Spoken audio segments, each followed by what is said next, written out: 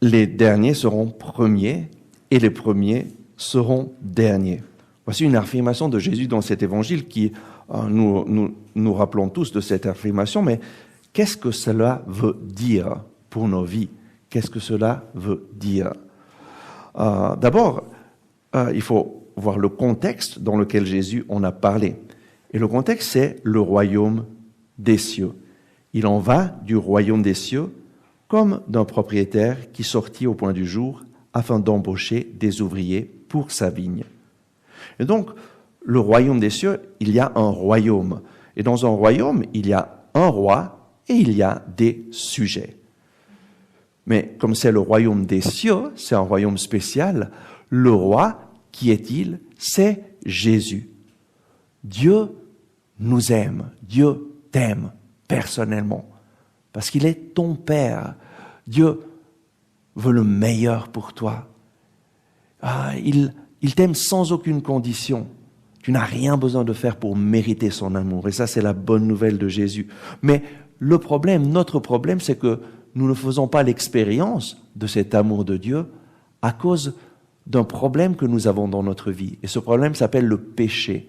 Le péché, c'est décider de gérer ma vie sans Dieu, en excluant Dieu d'une partie de ma vie parce que je pense que je vais être plus heureux en faisant ce que moi je désire sur cette partie de ma vie. Et tous, nous sommes pécheurs. La mauvaise nouvelle, c'est que tous, nous avons péché et nous sommes privés de la gloire de Dieu. Et le salaire du péché est la mort. Mais la bonne nouvelle, c'est que Dieu t'a tellement aimé qu'il a envoyé son Fils unique, Jésus, qui est venu dans ce monde et qui est mort pour nous, qui nous a sauvés en mourant sur la croix. Jésus s'est offert en sacrifice d'expiation pour nos péchés et en mourant sur la croix, il a montré sa victoire sur le péché en nous pardonnant. Père, pardonne-leur, ils ne savent pas ce qu'ils font. Et nous nous rappelons tous ces paroles de Jésus, tout est accompli. Et en voyant comment il est mort, l'un des centurions exprime sa foi. Cet homme était vraiment le Fils de Dieu. Jésus est le roi. Et vous vous rappelez tous le bon larron sur la croix, lorsqu'il voit Jésus mourir, et il voit son compagnon insulter Jésus, le bon larron dit, nous méritons cette mort sur la croix, mais lui, il n'a rien fait de mal. Et il dit à Jésus, souviens-toi de moi lorsque tu viendras dans ton royaume. Le bon larron reconnaît Jésus comme roi et il fait un acte de foi extraordinaire à ce moment de sa mort. Et Jésus lui dit, aujourd'hui même, tu seras avec moi dans le paradis. Cet homme qui n'avait rien fait de bon, il est en train de mourir sur la croix à cause de ses crimes, il fait un acte de foi extraordinaire au dernier moment de sa vie et il reconnaît Jésus comme le roi, le Seigneur qui va venir dans son royaume. Et Jésus lui dit, oui, aujourd'hui même, tu entres dans le royaume, tu seras avec moi dans les cieux. Jésus est le roi, il est mort pour nous et lui, il nous dit, l'ennemi vient pour voler, tuer et détruire. Moi, je suis venu pour donner la vie et la vie en abondance. Et c'est cette vie en abondance que Jésus, le roi des rois, veut donner à chaque personne. Donc, dans un royaume, il y a un roi, c'est Jésus. Et qui sont les sujets?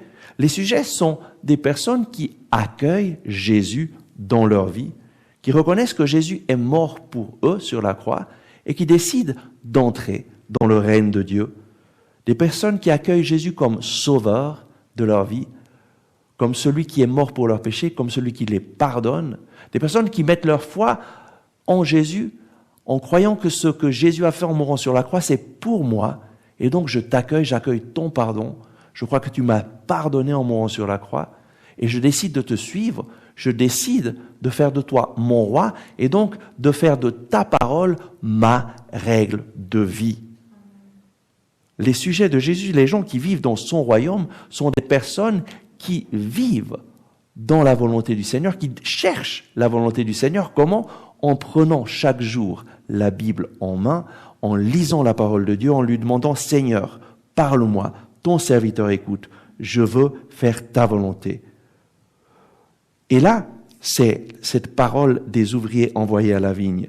Les sujets du Seigneur sont ces personnes embauchées pour la vigne.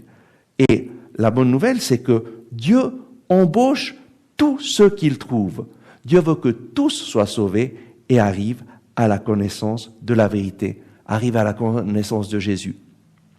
Et Dieu a envoyé Jésus justement pour sauver chaque personne, et il se révèle à nous, il utilise des personnes comme moi, comme toi, pour annoncer la bonne nouvelle afin que des personnes accueillent d'entrer dans la vigne. Et le salaire des personnes qui sont embauchées, c'est 1 denier. 1 denier, mais qu'est-ce que ça signifie pour nous qui entrons dans le royaume de Dieu, qui entrons à travailler dans sa vigne? Le denier, en fait, c'est la vie éternelle. Dieu a tellement aimé le monde qu'il a donné son Fils unique afin que ceux qui croient en lui ne périssent point, mais aient la vie éternelle. La vie éternelle est un cadeau extraordinaire et c'est le salaire que Dieu nous donne lorsque nous accueillons Jésus dans notre vie et nous décidons que Jésus soit le Seigneur de toute notre vie. Et donc, la bonne nouvelle, c'est que Dieu est sorti pour t'embaucher.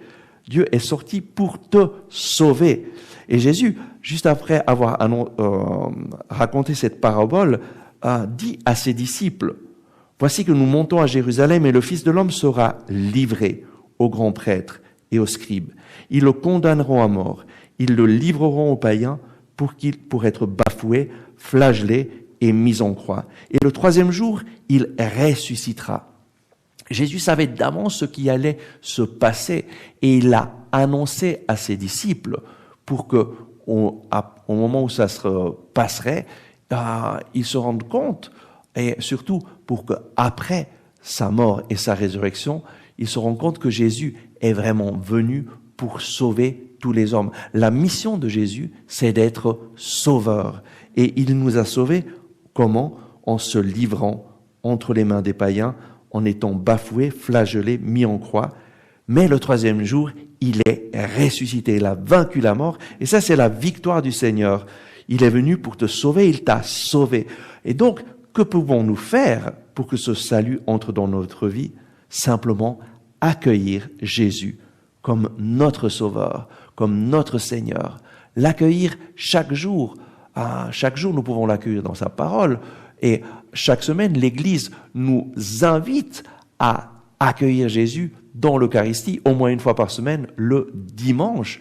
Jésus se donne à nous de 2 façons extraordinaires. Il se donne à nous par sa parole et il se donne à nous par l'Eucharistie. Et nous pouvons l'accueillir dans notre vie et lui devient notre Sauveur, notre Seigneur, notre Dieu. Mais il y a un grand danger dont Jésus nous parle dans cette parabole. C'est le danger de la jalousie. Nous voyons que y a des gens qui entrent à travailler dans cette vigne au point du jour, ensuite à la 3e heure, ensuite à la 9e heure, ensuite à la 11e heure. Mais le soir venu, lorsqu'il est temps de payer, le maître fait payer d'abord ceux de la 11e heure et ils reçoivent 1 denier. Alors les premiers pensent, nous on va recevoir bien plus. Et ils reçoivent 1 denier. Et alors ils commencent à murmurer contre le propriétaire. Pourquoi? Parce qu'ils sont jaloux, parce qu'ils pensent, nous méritons plus que ces gens-là qui ont travaillé juste pendant 1 heure, parce que nous avons porté le fardeau de toute la journée avec sa chaleur. Et là, le maître dit, mais je ne vous laisse en rien. N'était-ce pas 1 denier que nous avons connu? En fait, ce denier, c'est le cadeau de la vie éternelle. Mais le problème, la jalousie vient lorsque nous pensons « je mérite le ciel ». Lorsque nous pensons que nous pouvons mériter le ciel par nos propres œuvres, Nous pensons, mais moi je fais plus que les autres, et je vais à la messe tous les jours, et puis je fais le rosaire tous les jours, et puis je prie beaucoup tous les jours, et puis je vais me confesser chaque semaine, et puis je fais ça, et ces autres qui vont à la messe seulement une fois par semaine, je suis bien meilleur qu'eux, et je dois recevoir plus qu'eux. En fait, nous ne nous rendons pas compte que le salut, c'est un don gratuit. Et que nous ne pouvons pas mériter le ciel. Pourquoi? Parce qu'il y a une seule personne qui a mérité le ciel, c'est Jésus. Et il l'a mérité pour nous. Et Saint Paul le dit de façon extraordinaire dans la lettre aux Éphésiens, au chapitre 2, versets 8 à 10. Car c'est bien par grâce que nous avons été sauvés, moyennant la foi. Et ce salut ne vient pas de vous, afin que personne ne puisse se glorifier. Il ne vient pas des œuvres que nous faisons, afin que personne ne puisse s'enorgueillir. Le salut est un don gratuit. Et nous sommes son ouvrage, créé dans le Christ Jésus, en vue des bonnes œuvres que Dieu a préparées d'avance pour que nous les pratiquions. En fait, les bonnes œuvres que nous pouvons faire, ce n'est pas pour gagner le ciel, pour mériter le ciel, parce que Jésus, c'est le seul qui nous a mérité le ciel. Et personne ne peut payer son ciel. C'est impossible. La personne humaine ne peut pas le faire. Mais très souvent, nous voudrions le faire pour pouvoir ne pas dépendre de Dieu. Mais en fait, nous dépendons radicalement de Dieu et de son salut. Et donc, les bonnes œuvres, elles servent à quoi? Elles servent à reconnaître que tout ce que Dieu a fait pour moi, c'est tellement merveilleux que je veux collaborer avec lui, afin que d'autres personnes puissent connaître Jésus. Les bonnes œuvres que nous pouvons faire, c'est pour aider d'autres personnes à reconnaître l'amour de Dieu et à accueillir Jésus dans leur vie. Et alors, ce n'est pas par nos œuvres que nous gagnons le ciel, c'est Jésus qui nous donne ce don gratuit, mais par nos œuvres, nous montrons notre reconnaissance et nous collaborons avec Dieu afin que d'autres personnes puissent connaître le Seigneur. Et donc, que faire? La première chose, c'est remercier Jésus pour nous avoir sauvés.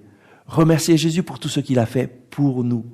Remercier Jésus parce qu'il nous a sauvés en mourant sur la croix. Et le remercier continuellement. Le remercier avec amour et avec joie.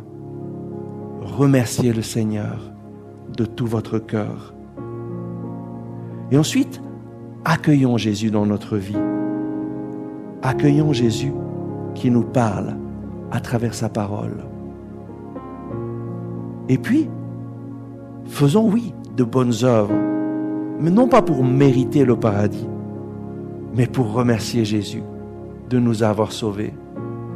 Parce que lorsque je me rends compte de ce que Jésus a fait pour moi, et qu'il m'a sauvé gratuitement, qu'il m'a donné une vie nouvelle, alors je désire que cette vie nouvelle, les autres, toutes les personnes que je connais, puissent la recevoir. Et alors je vais m'engager de tout mon cœur dans la prière, dans les œuvres de charité, dans tout ce que je peux faire pour aider d'autres personnes à faire l'expérience de l'amour de Dieu. Je vais évangéliser. Ces bonnes œuvres dont nous parle le Seigneur, c'est ces œuvres d'évangélisation. Nous pouvons aussi évangéliser à travers notre prière, en demandant au Seigneur d'intervenir dans la vie des personnes, mais aussi à travers nos actions, en donnant des services aux personnes, en leur montrant que nous les aimons et qu'ils sont importants pour nous. Oui, merci Seigneur Jésus pour ton amour merveilleux. Merci Seigneur parce que tu nous as aimés et tu t'es livré pour nous sur la croix. Merci parce que tu m'as sauvé en mourant sur la croix. Seigneur Jésus, je t'accueille dans ma vie. Je reconnais que tu es le seul sauveur. Il n'y en a pas d'autre. Je reconnais qu'en mourant sur la croix, tu es mort pour moi. Voilà pourquoi je t'accueille dans ma vie. J'accueille ta personne, j'accueille ton pardon, j'accueille ta vie en moi. Viens faire ta demeure en moi. Et j'accueille ta parole, Seigneur. Parle-moi, Seigneur, chaque jour à travers la Bible. Je veux entendre ta voix. Je veux me mettre à ton écoute pour que tu puisses me guider et me montrer le chemin. Tu es mon Seigneur et mon Dieu. Et oui, Seigneur Jésus, montre-moi quelles sont les bonnes œuvres que tu désires que je fasse pour aider d'autres personnes à te connaître, pour aider d'autres personnes à faire l'expérience qu'elles sont aimées. Donne-moi de servir gratuitement les personnes autour de moi, de leur donner un coup de main, de les écouter, de les aimer. Donne-moi d'être un instrument entre tes mains pour que ton règne vienne. Amen.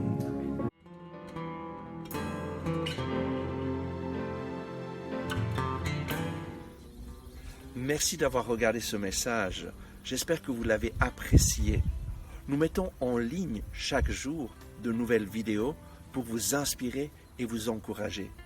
Donc, n'oubliez pas de vous abonner à cette chaîne, de cliquer sur le bouton j'aime et d'activer les notifications. Si vous avez aimé ce message, je vous invite à le partager avec vos amis. Ensemble, avec ma communauté, nous prions pour vous et pour votre famille. À demain.